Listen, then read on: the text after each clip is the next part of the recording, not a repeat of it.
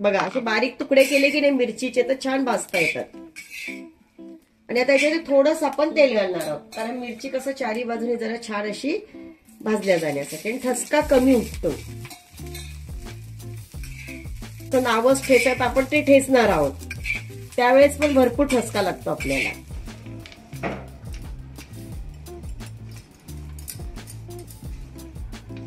त्याच्यासोबतच आपण एक कोथिंबीर ठेवलेली, कोथिंबीर धुवून सुकवून घेतलेली मी,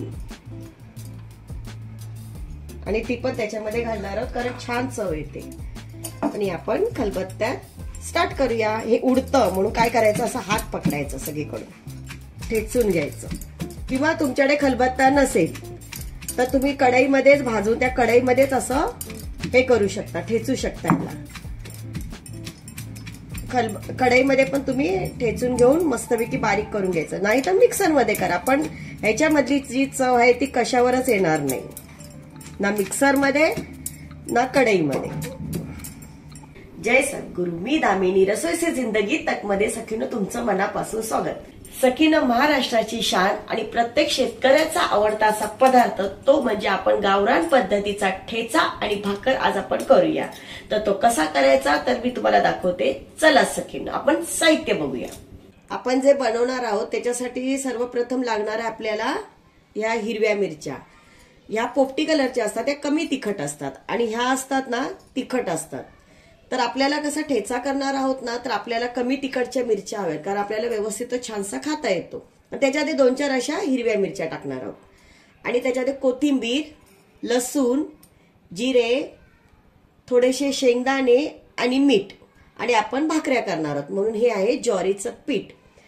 तर आता भाकरी करण्यासाठी तुम्हाला किती भाकऱ्या करणार त्या हिशोबाने तुम्ही पीठ घ्या. आता कोण छोटी करतो, कोण मोठी करतो, जाडी करतो, पातळ करतो. आपण आता 2 भाकऱ्या करून घेऊया.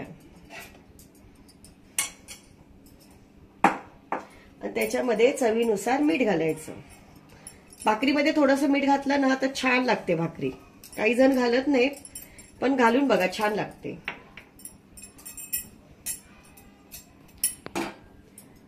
आणि आता आपण गरम पाणी केलेलं आहे ना, त्याच्यामध्ये घालायचं बरोबर, कारण काय पाणी उकळलेलं आहे ना, हाताला चटके लागू नये म्हणून.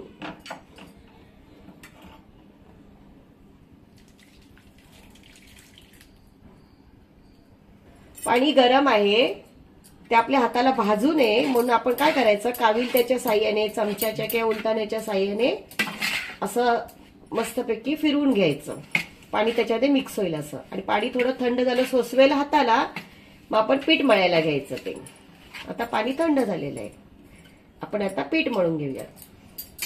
आता तुम्हाला जर याच्यात पातळ पाहिजे, घट्ट पाहिजे पीठ, तुम्हाला जसं लागेल तसं तुम्ही पाणी त्याच्यामध्ये घालून घ्या. पण जास्त भाकरी करताना ना जास्त पातळ पण पीठ घ्यायचं नाही आणि जास्त घट्ट पण पीठ घ्यायचं नाही.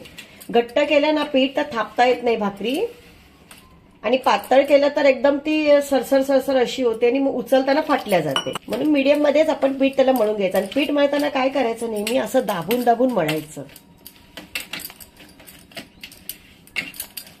आता पीठ बघा आपण मळतोच, चपातीसारखं तर केलंच आपण, पण ना कधी पण ना भाकरीचं पीठ ना असं हा हात असतो ना आपला, तर ह्या साईडने ना असं पकडून पकडून असं असं करून मळायचं.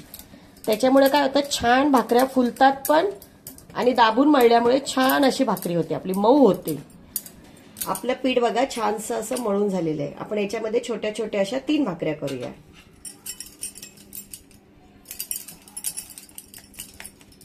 थोडंसं असं खाली पीठ लावून घ्यायचं पहिला, आणि मग भाकऱ्या अशा थापून घ्यायच्या.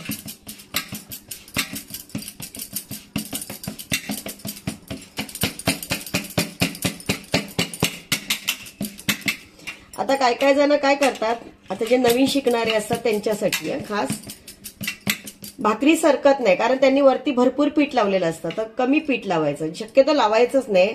आणि जरी जास्त पीठ झालं तरी पाण्यात काय करायचं माहितीये, पाणी आहे पाण्यामध्ये असा हात बुडवायचा आणि असं असं सरकवायचं, लगेच भाकरी सरकल्या जाते. बघा तुम्ही करून तसं, म्हणजे आपली भाकरी छान पण होते, व्यवस्थित पण होते. भाकरी करताना तवा नेहमी मस्तपैकी गरम करून घ्यायचा, म्हणजे भाकरी आपली छान शेकल्या जाते. भाकरी कशी उचलायची, आपल्याला डायरेक्ट अशी उचलता येते नाही येते, आता तुटते, नवीन शिकणाऱ्यांसाठी खास आहे. तर आता आपण अशी उचलून पण घेऊन टाकू शकतो, पण ज्यांना उचलता येणार नाही त्यांच्यासाठी अशी उलताण्याने अशी घ्यायची, या साईडला पकडायची आणि भाकरी नेहमी टाकताना जे आपण वरतून थापलेला होता तो भाग घ्यायचा, खालचा पिठाचा भाग वरती आला पाहिजे. आता आपण भाकरी टाकून घेऊया आणि भाकरी टाकल्यानंतर काय करायचं, त्याच्यावरती थोडंसं असं पाणी लावायचं. पाणी लावल्यामुळे काय होते, भाकरी छान अशी फुलून येते मस्तपैकी आणि वरचा पापुद्रा कडक होत नाही. विशेष म्हणजे असं चारी बाजूनी आपण पाणी लावून घेऊया आणि भाकरी 2 मिनिटं अशीच ठेवायची. जर पाणी वरचं सुकलं की आपण भाकरी पलटी करायची. आता बघा वरचं पाणी सुकलेलं आहे, तर आपण भाकरी पलटी करून घेऊया. इकडे भाकरी पलटी होते तोपर्यंत इथे दुसरी भाकरी आपण करू शकतो. पण काय होतं माहितीये, जे नवीन असतात तर त्यांना लगेच दोन्ही गोष्टी करता येत नाही. आपली भाकरी इकडे भाजल्या जात आहे मस्तपैकी. थोडीशी अशी सरकवायची भाकरी, कारण कधी कधी काय होतं, लोखंडी तवा असतो ना, तो मध्ये भाकरी बघा अशी करपल्या जाते. मग थोडीशी भाकरी ना नेहमी अशी फिरवत राहायची, म्हणजे चारी बाजून ती छान अशी शेकल्या जाते. आणि भाकरी उलटताना असं बघायचं कुठे कशी आहे आणि त्याप्रमाणे आपण अशी फिरवत राहायची भाकरी. आता बघा ही भाकरी ना मस्तपैकी फुलली की नाही, आणि जर नाही फुलली तर आपण अशी कपड्याने तिला दाबून फुलवायची. कारण काय होतं, अशी हवा निघते ना, मग त्या साईडला आपण दाबलं की बरोबर भाकरी फुगल्या जाते छानपैकी. आपण भाकरी काढून घेऊया. बारीक ना मिरचीचे तुकडे करून घेणार आहोत. तुकडे करण्याचं कारण काय माहितीये का, आपल्याला मस्तपैकी ना छान भाजता येतं. आपण थोडंसं तेल टाकून ना मिरच्या छानशा भाजून घेणार आहोत, म्हणून आपण असे थोडेसे तुकडे करून घ्यायचे, म्हणजे ते उडत पण नाही आपल्या अंगावरती आणि छान भाजल्या जातं. तर आपण सगळ्या मिरचीचे असे तुकडे करून घेऊया. आपण थोडेसे शेंगदाणे आहेत ना ते भाजून घेऊया याच्यामध्ये.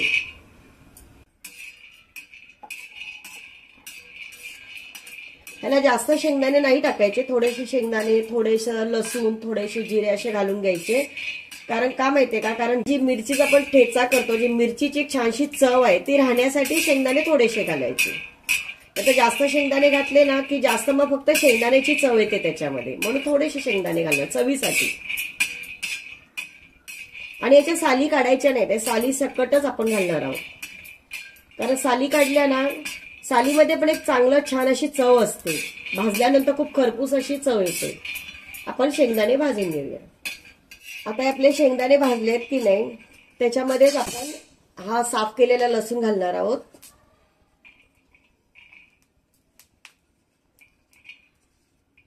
आणि याच्यातले थोडेसे जिरे. जिरे कसे लगेच करपल्या जातात, म्हणून थोडासा बारीक गॅस करून आपण नुसतं मामूली असं थोडंसं 1-2-3 सेकंद फक्त परतून घेणार आहोत. आणि आता आपण हे काढून घेऊया.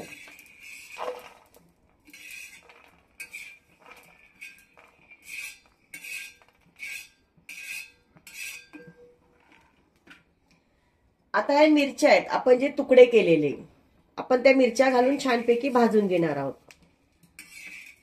बघा असे बारीक तुकडे केले की नाही मिरचीचे तर छान भाजता येतात. आणि आता याच्यात थोडंसं आपण तेल घालणार आहोत, कारण मिरची कसं चारी बाजूने जरा छान अशी भाजल्या जाण्यासाठी आणि ठसका कमी उठतो. मिरची भाजताना ठसका लागतो, जेव्हा आपण ठेचायला लागतो, ह्याचं नावच ठेचात, आपण ते ठेचणार आहोत त्यावेळेस पण भरपूर ठसका लागतो आपल्याला. आता आपण थोडीशी अशी मस्त क्रिस्पी अशी करून घेऊया. थोडीशी आपण ठेचा कशात करणार आहोत, त्या खलबत्त्यामध्ये करणार आहोत, कारण हा दगडाचा आणि दगडाच्या ह्याच्यामध्ये चव फार छान येते, त्याच्यामध्ये आपण करणार आहोत. तर कसं करणार आहोत, तर पहिला आपण खाली अशी शीट टाकून घ्यायची. तर त्याची 2 कारण आहेत, एक तर आपला खलबत्ता सरकत नाही, दुसरं आपल्या ओटा असेल किंवा आपली लादी असेल त्याच्यावरती क्रॅश पडत नाही. तर आता आपण हा खलबत्ता याच्यावरती ठेवूया. किती जड आहे बघा. आणि याच्यामध्ये आपण जे आपण सर्व भाजलेलं होतं ते आपण याच्यात घालून घेऊया.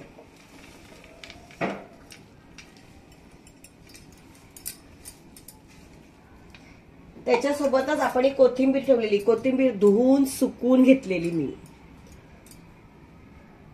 आणि ती पण त्याच्यामध्ये घालणार आहोत कारण छान चव येते. आणि आपण खलबत्त्यात स्टार्ट करूया. हे उडतं म्हणून काय करायचं, असं हात पकडायचं सगळीकडून ठेचून घ्यायचं.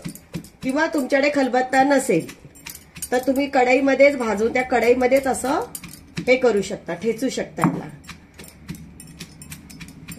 कढईमध्ये पण तुम्ही ठेचून घेऊन मस्तपैकी बारीक करून घ्यायचं, नाही तर मिक्सरमध्ये करा. पण ह्याच्यामधली जी चव आहे ती कशावरच येणार नाही, ना मिक्सरमध्ये ना कढईमध्ये. आपण येत आहे बारीक करून घेऊया. आता आपण थोडंसं कुटून घेतलेलं आहे. आता चवीनुसार आपण मीठ घालणार आहोत. तुम्हाला जे चव लागेल त्याप्रमाणे, जितका अंदाज असेल तुमचा त्याप्रमाणे मीठ घाला. आणि मिठामुळे काय होतं माहितीये, चांगलं लवकर ठेचल्या जातं ते.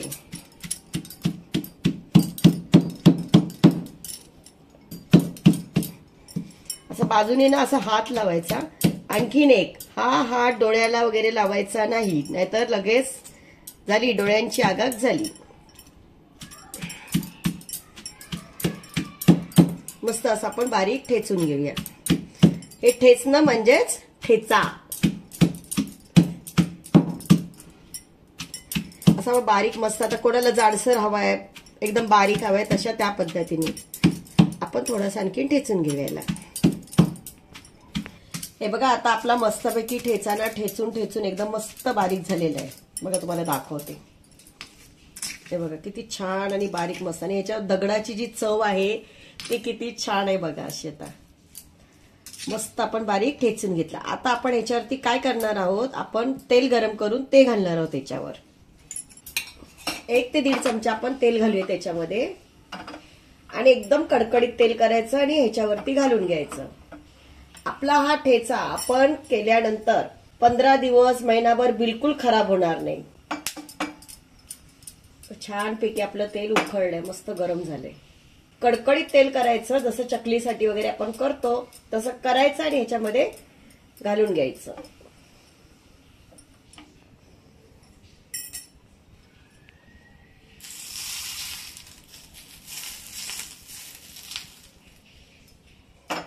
आणि छानसं मिक्स करायचं.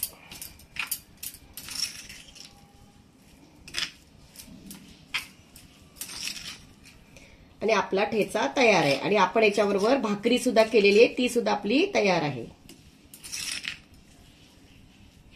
आता आपण हा ठेचा काढून घेऊया. सगळीनं बघा, आपण मस्तपैकी ठेचा तयार केलेला आहे. आणि ठेच्याबरोबर आपण कांदा, आणि कांद्याबरोबर आपण मस्तपैकी गरमागरम केलेल्या भाकऱ्या. आणि भाकरी बघा किती मस्त मऊ आणि नरम छान झाली आहे बघा. आहे की नाही, एका हातामध्ये चुरगळल्या जाते, इतकी सुंदर नरम आणि छान. आता आपण ही भाकरी ठेवूया. आपण आता ठेचा आणि भाकर मस्तपैकी आपलं बनवलेलं आहे. सखीनं आता आपण ठेचा खाऊन बघूया कसा झालाय तो. तर चला, बघ किती भाकरी मस्त झाली आपली. आणि आपण घेणार ठेचा.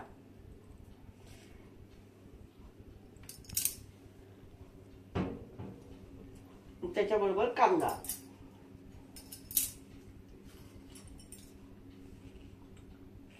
एकदम मस्त आणि गावरान पद्धतीचं जेवण.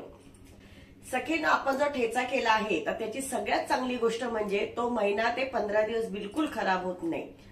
आणि आपण कोणत्याही भाजीमध्ये तो टाकून खाऊ शकतो, चपाती बरोबर, भाकरी बरोबरही खाऊ शकतो. असा सुंदर आपण ठेचा केलेला आहे. जर तुम्हाला आणि तुमच्या मित्रमैत्रिणींना असेच गावरान पदार्थ बघायचे असतील तर माझ्या चॅनलला लाईक, शेअर, सबस्क्राईब करा. थँक्यू.